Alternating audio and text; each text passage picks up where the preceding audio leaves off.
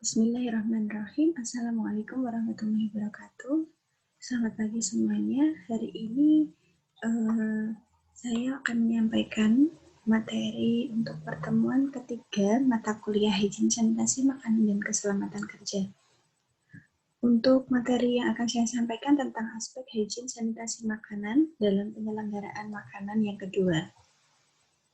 Adapun subpokok bahasan yang akan kita bahas tentang aspek higien sanitasi pada pengangkutan makanan, aspek higien sanitasi pada penyajian makanan, pengendalian waktu dan suhu makanan atau danger zone, pencemaran silang, dan juga higien sanitasi peralatan.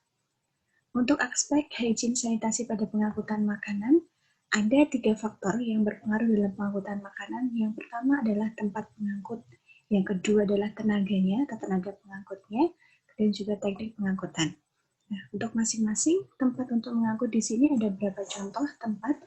Contohnya adalah baki, troli, atau juga rantang, yang mana ketiganya ini harus kondisinya bersih dan makanan dalam keadaan tertutup. Yang kedua adalah tenaga pengangkut, boleh penjamah ya, biasanya penjamah makanan. Jika kondisinya misalnya akan batuk atau bersin, maka tidak boleh dihadapkan pada makanan. Yang ketiga adalah higien perorangan harus selalu diperhatikan. Untuk poin yang ketiga adalah teknik pengangkutan, yang mana jangan melewati tempat penimbunan sampah ketika mengangkut makanan, kemudian ambil jarak yang terdekat atau mencari jalan yang paling dekat dengan tujuan, dan makanan tertutup agar tidak terkontaminasi oleh udara. Untuk menjaga terjadinya pencemaran makanan pada saat pengangkutan, ada beberapa hal yang harus diperhatikan. Yang pertama adalah setiap makanan mempunyai wadah masing-masing. Yang kedua, isi makanan tidak boleh terlalu penuh. Kemudian wadah yang digunakan harus utuh dan tertutup. Pengangkutan juga tidak boleh terlalu lama. Kalau terlalu lama, harus disesuaikan suhunya agar tetap panas di atas 60 derajat atau dingin di bawah 4 derajat. Kemudian menggunakan kendaraan khusus.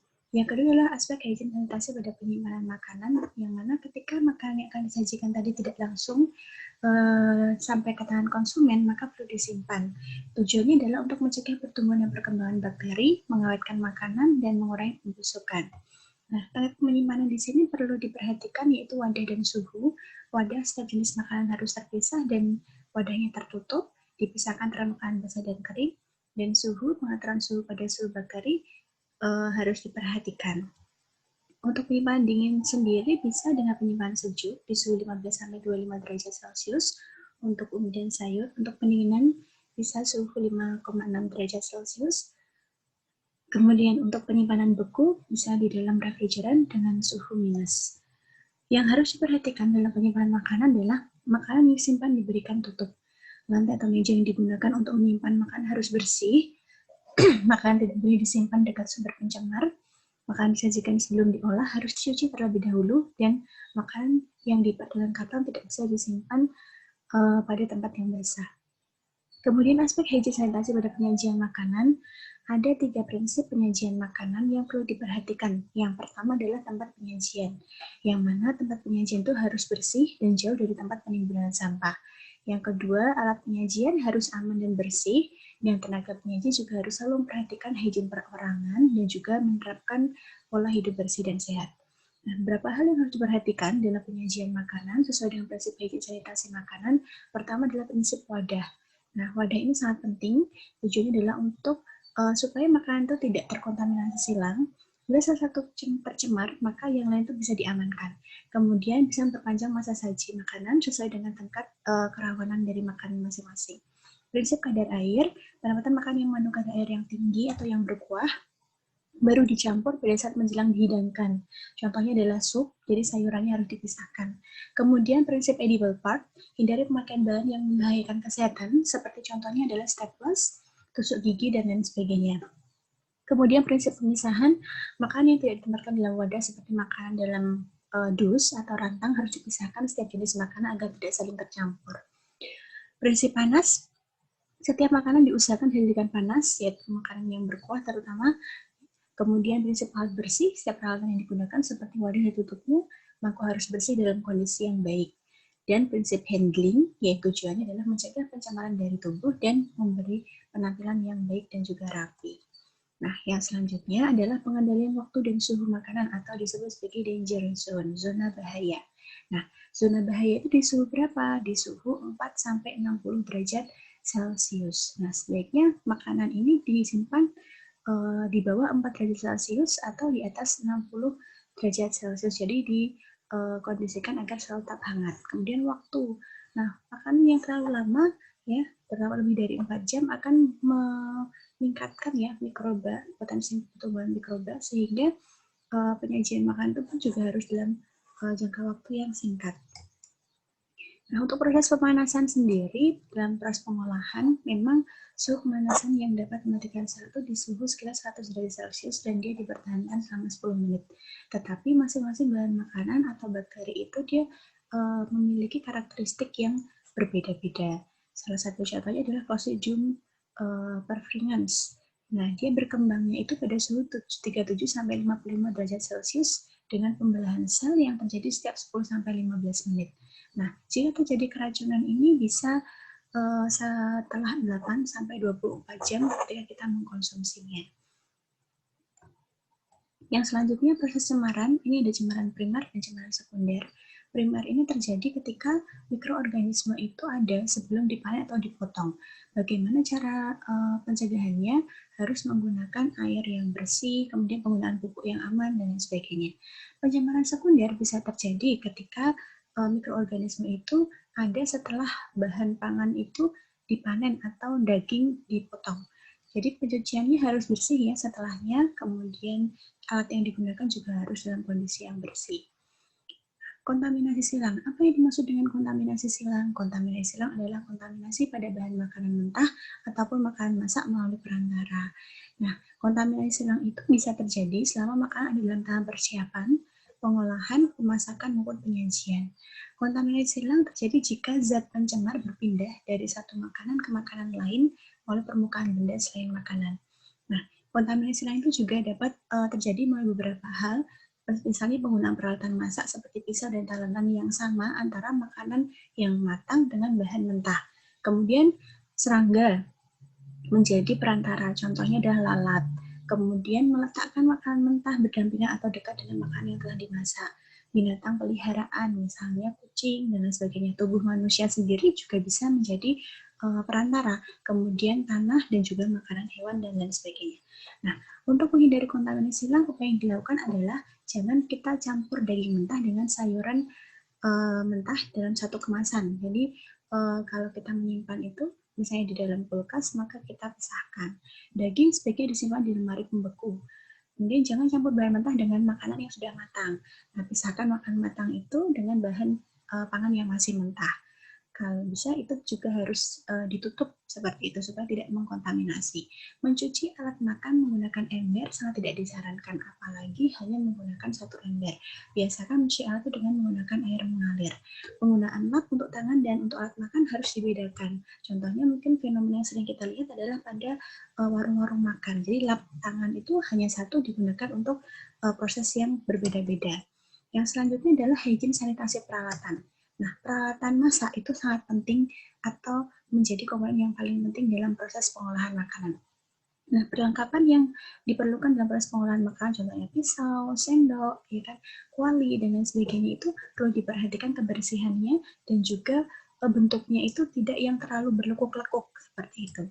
Nah, tujuan sanitasi peralatan sendiri ada berapa? Yang pertama adalah mencegah kontaminasi silang pada makanan, baik pada tahap persiapan, pengolahan, dan penyimpanan, mencegah bahaya yang ditimbulkan oleh material peralatan, memperpanjang masa pemakaian alat, dan menjaga keamanan serta keselamatan pekerja sendiri. Nah, seperti fenomena yang kita lihat seperti ini, piring yang setelah kita gunakan pasti kondisinya kotor.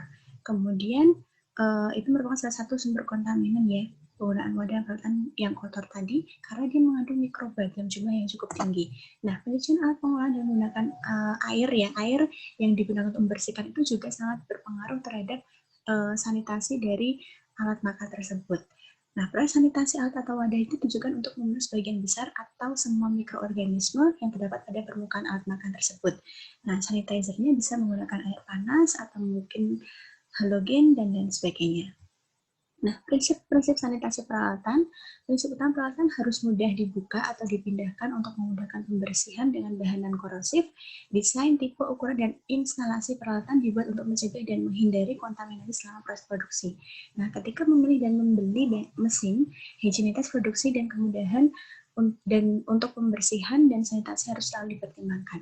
Nah, karena kontaminasi ini menjadi penyebab utama kerusakan mesin, sehingga diperlukan perawatan dan penanganan yang baik untuk memahami sifat merusak kontaminasi dan menyadari manfaat untuk mencegah kontaminasi. Nah, syarat peralatan yang digunakan dalam pengolahan material ya. Material alat itu harus disesuaikan dengan jenis produknya, metode pembersihan, dan siapa pembersih.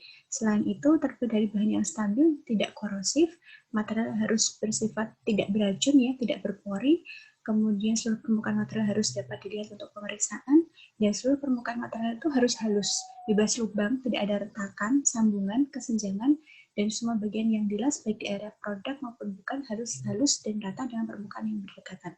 Material peralatan juga tidak boleh dicat pada area di dalam atau di atas area produk.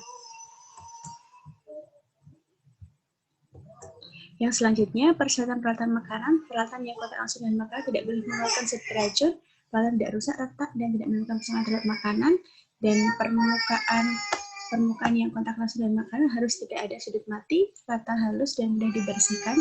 Peralatan harus dalam keadaan bersih sebelum digunakan, dan yang kontak langsung dengan makanan yang siap disajikan tidak boleh mengandung angka kuman yang melebihi ambang batas dan tidak boleh mengandung kuman E. coli.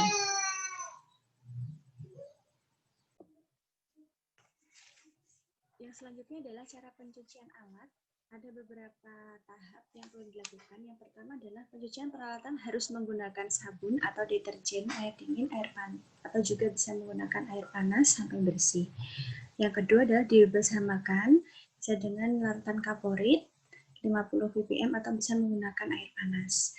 Peralatan yang sudah didisinfeksi harus ditiriskan pada rak-rak anti karat sampai kering sendiri dengan bantuan sinar matahari atau buatan.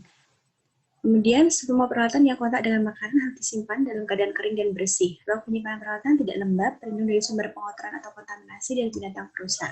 Nah, cara menguji kebersihan peralatan secara fisik, sebenarnya ada beberapa yang bisa dilakukan, dengan menaburkan tepung pada piring yang sudah dicuci dalam keadaan kering.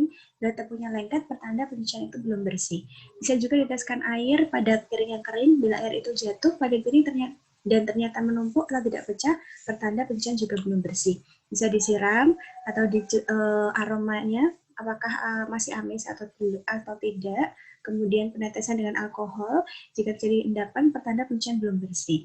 Bisa juga menguji kebersihan secara bakteriologi dilakukan dengan cara pengambilan usapan kapas steril swab pada peralatan yang disimpan untuk melihat angka kuman sebanyak-banyaknya 100 per cm dari permukaan alat diperiksa atau E. coli yang harus 0 per cm kuadrat seperti itu. Nah, persyaratan tempat pencucian peralatan dan bahan makanan menurut Permenkes tahun 2011. Yang pertama adalah tersedia tempat pencucian peralatan jika memungkinkan terpisah dari tempat pencucian bahan pangan. Pencucian peralatan juga harus menggunakan bahan pembersih atau deterjen, dan pencucian bahan makanan yang tidak dimasak atau dimakan mentah harus dicuci menggunakan larutan kalium permanganat. Kemudian, peralatan dan bahan makanan yang telah dibersihkan disimpan dalam tempat yang terlindung dari cemaran serangga, tikus, atau hewan-hewan lainnya. Nah, pencucian dan sanitasi peralatan dapat dilakukan juga secara manual ya, atau menggunakan mesin. Bisa juga menggunakan peralatan besar seperti oven, panci perebus, dan lain sebagainya. Nah, proses pembersihannya itu ada beberapa tahapan. Yang pertama adalah tahap awal untuk menghilangkan tanah atau sisa makanan dengan cara dibilas atau disemprot dengan air mengalir, kemudian dicuci dalam bak pertama yang berisi dari larutan deterjen hangat, bisa suhunya 43-49 derajat Celcius. Alat bantunya sikat atau spons. Kemudian bisa dibilas, kemudian tujuannya adalah untuk menghilangkan sisa kotoran, dilakukan di dalam bak kedua menggunakan air hangat.